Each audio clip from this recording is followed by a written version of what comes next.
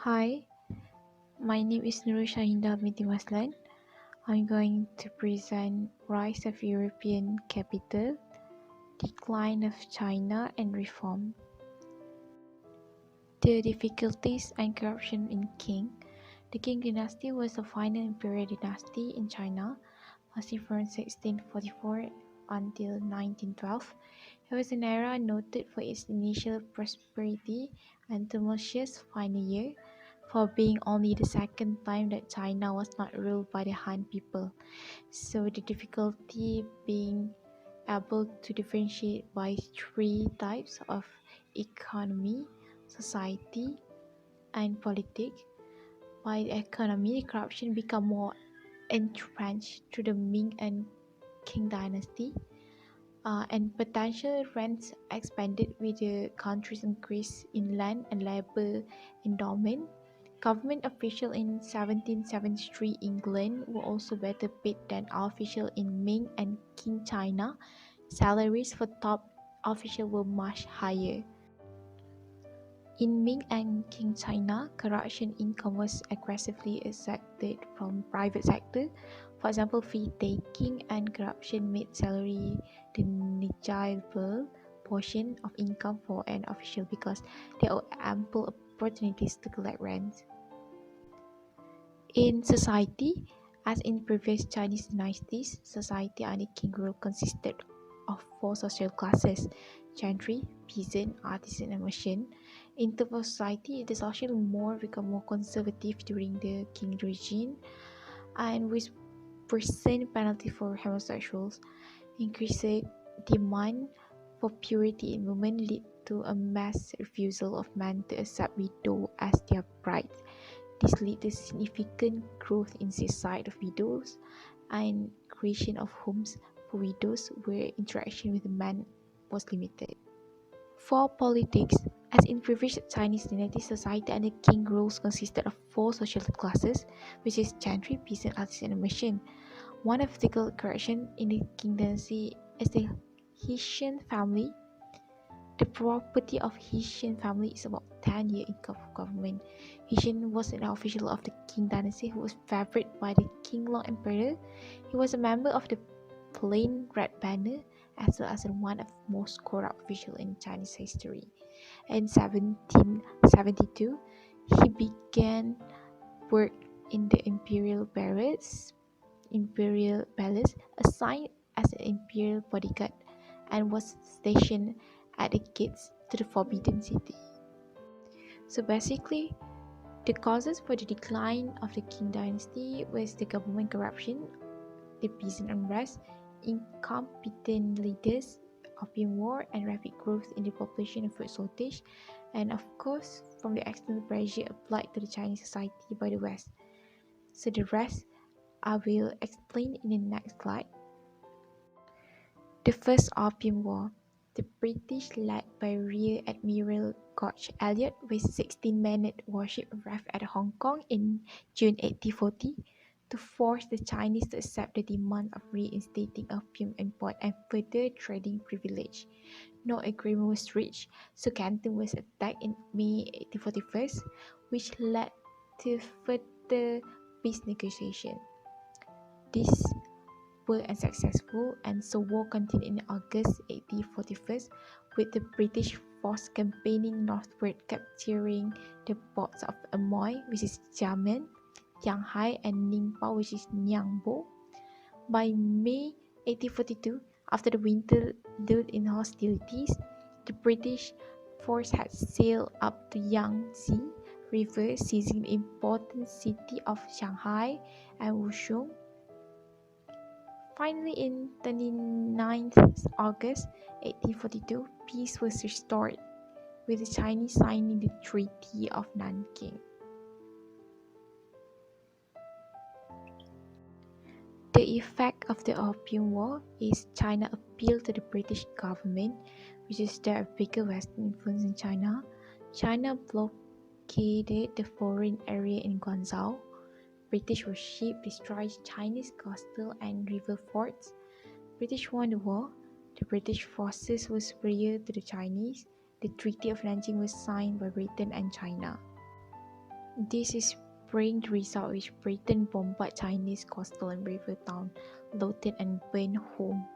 China's outdated weapon made it impossible to defend against the British weapon and the tactic, and make China forced to sign more treaties with Britain, France, United States, Russia over next 2 decades.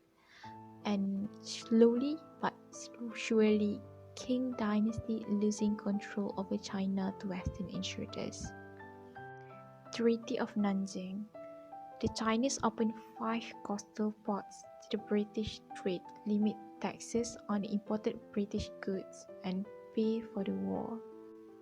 Basically, in history, the Treaty of Nanking or Nanjing was a peace treaty which is ended in First Opium War between 1839 until 1842 between the United Kingdom and the Qing dynasty of China on 29 August 1842. It was the first of what the Chinese later called the unequal treaties on the ground that Britain had no obligation in return. In the wake of China military defeat, with British warship poised to attack Nanking, representatives from the British and Qing Empire negotiated with the port HMS Cornwallis anchored with city. On 29 August 1842, British representative Sir Henry Pottinger and Qing representative Qi Yalibu and Liu Jian signed the treaty. It consisted of 13 articles and was ratified by the Queen Victoria and the Daoguang Imperial 9 months later. A copy of the treaty is kept by the British government, while another copy is kept by the Ministry of Foreign Affairs of Taiwan at the National Palace Museum in Taipei. So, the Second Opium War was sparked by the October 8, 1856, Chinese arrest of the Aero and an unauthorized Chinese trade vessel carrying illicit goods. The British demanded the release of the vessel, claiming it the British registered and thus protected under the Treaty of Nanjing. Hysteria broke out and meditation about effort broke down with the accusation and the Chinese had insulted the British flag. The day after the Chinese government released the crew, the British under Sir John Bowring said the suburbs of Canton were pulled, burned and battered down, and the ship might be fired upon the walls of the town. Facing the Taiping Rebellion, the Qing government could not resist the West military. The British, delayed by the 1847 Indian Rebellion, resumed fighting in 1857 and attacked Guangzhou. Chinese soldiers in the fort were ordered not to resist, but the British offered the alliance with France, Russia, and the US. French officially joined the fighting because the execution of French missionary Father Auguste Chapdelaine by the Chinese authorities. USA and Russia sent naval envoys but no military aid. The British and French, led to the MI Seymour, attacked and occupied Guangzhou in late 1857. They controlled it for the nearly 4 years. The May 28, 1858 Treaty of Aigun was signed, giving the Russians Pacific coastal land, pushing back Chinese borders. The Treaty of Tianjin was signed in June of the same year, severely limiting China's sovereignty. However, it was not ratified until 2 years later. The event that transpired in those 2 years were crushing of the ancient civilization by the advanced military strength of British, French, Russian, and US alliance. There was an accident in 1859 when 21 British ships clashed with Chinese forces at Dago Fort, making their way towards Beijing. The British lost 4 ships and withdrew under cover of US Naval Squadron. This violated US neutrality and anti-foreign resistance peak. As we could understand, the Treaty of Tianjin is the Chinese government agreed to legalize opium trade, open new ports, and surrender the peninsula of Kowloon to Great Britain.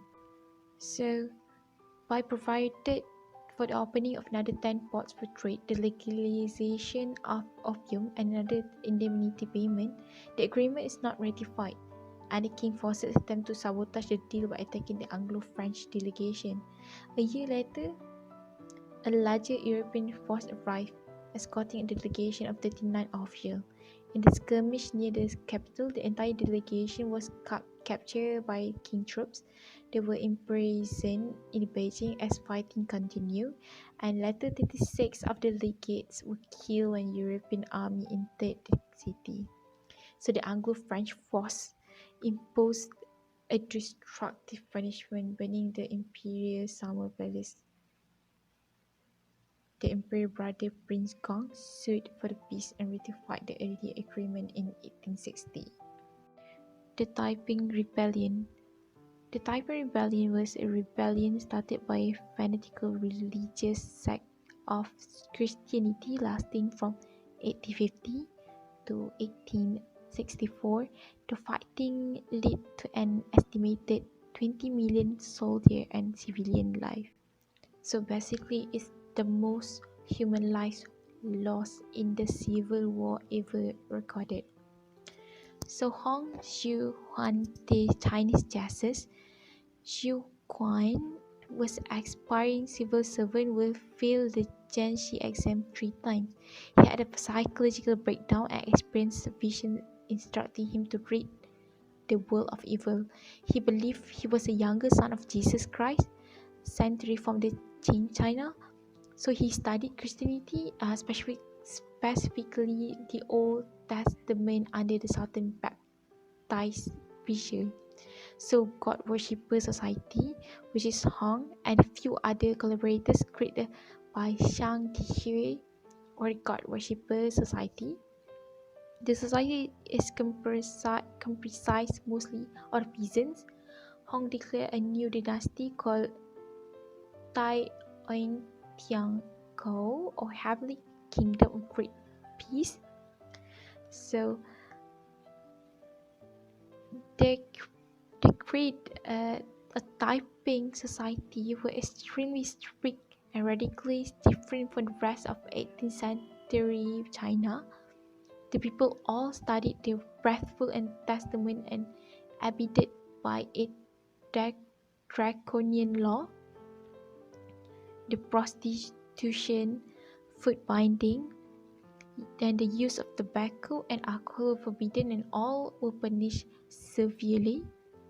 So, Taiping society men and women were made equal to the point that women fought in war. However, they were severely segregated, equal distribution of land, property, and the government owning all the land formed a rough version of communism.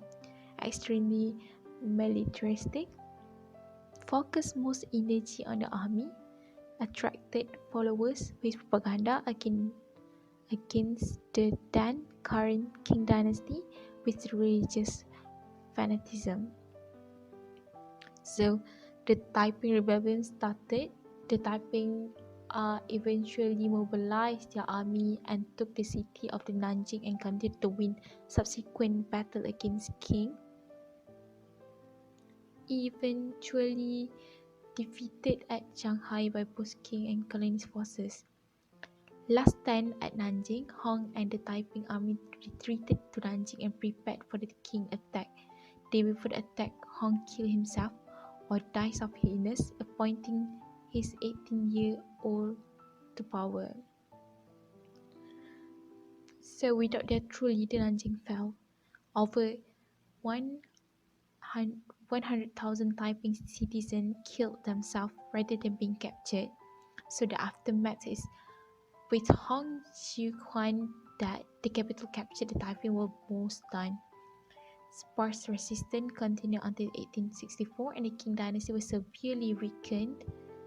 Some communist groups see Hong as a pioneer of early communism, and to Di Hong was multiple monuments along with a museum dedicated to him in China.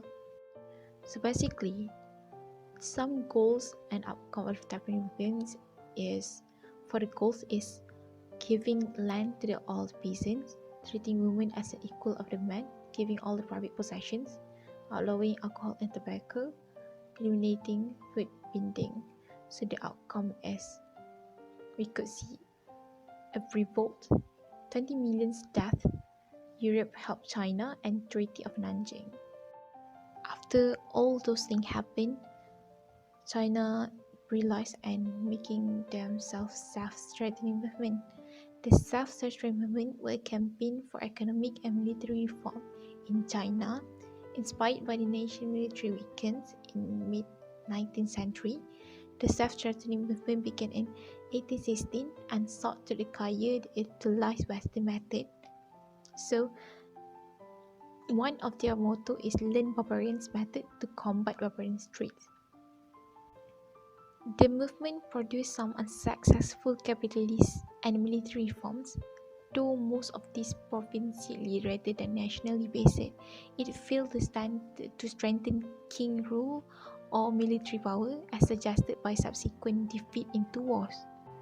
Self-strengthening failed due to the lack of king support and decentralized nature of government and its narrow focus. King leaders wanted military and economic modernization, but without accompanying social and political reform.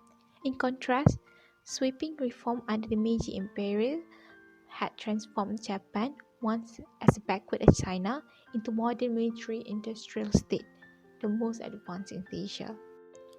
So basically, we could see that self-strengthening is a failure because one, the geography. The self-strengthening were too few in number to enable the country as vast as China to catch up with the other countries. China was also beset by natural disaster with limited state income. So the reason number two was the resistance to very idea of dealing with foreigners from court officials. This made implementing the maintaining reform very difficult.